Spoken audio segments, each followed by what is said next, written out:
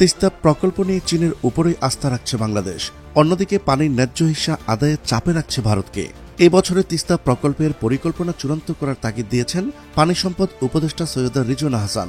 অন্তর্বর্তী সরকার দায়িত্ব নেওয়ার পর চীনের সঙ্গে ফের আলোচনা শুরু হয়েছে। স্থানীয়দের মতামত নিয়ে চীনকে তিস্তা প্রকল্প প্রস্তুত করতে বলা হয়েছে।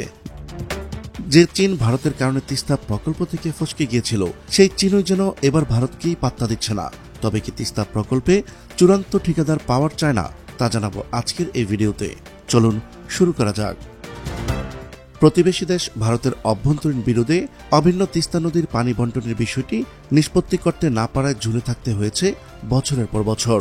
এদিকে জীবনরেখা তিস্তা মরণ দশায় পরিণত হয়েছে।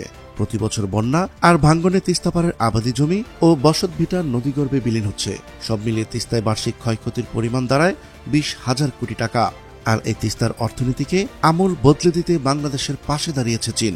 তিস্তা মহাপরিকল্পনা প্রকল্প ভূ রাজনৈতিক প্রেক্ষাপটে কোনো প্রভাব ফেলবে না মন্তব্য করে পাওয়ার চায়না কান্ট্রি ম্যানেজার হানকুন বলেছেন, আমরা এমন এক সময় তিস্তা নদীতে প্রকল্প বাস্তবায়ন করতে এসেছি যখন এখানকার মানুষ জমি ভিটা সম্পদ সব হারিয়েছে।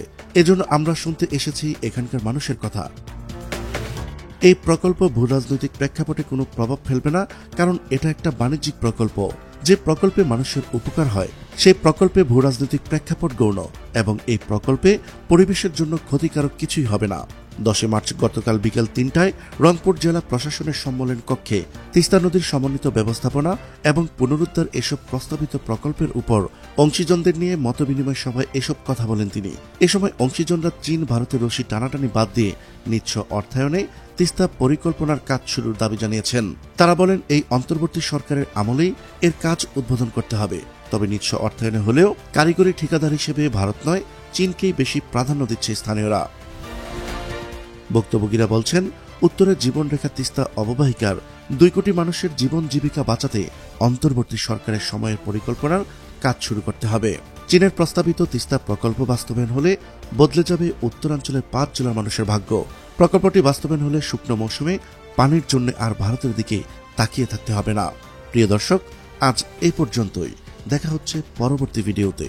ততক্ষণ পর্যন্ত মহান আল্লাহ তাআলা সবাইকে ভালো রাখুক, সুস্থ রাখুক। আল্লাহ হাফেজ।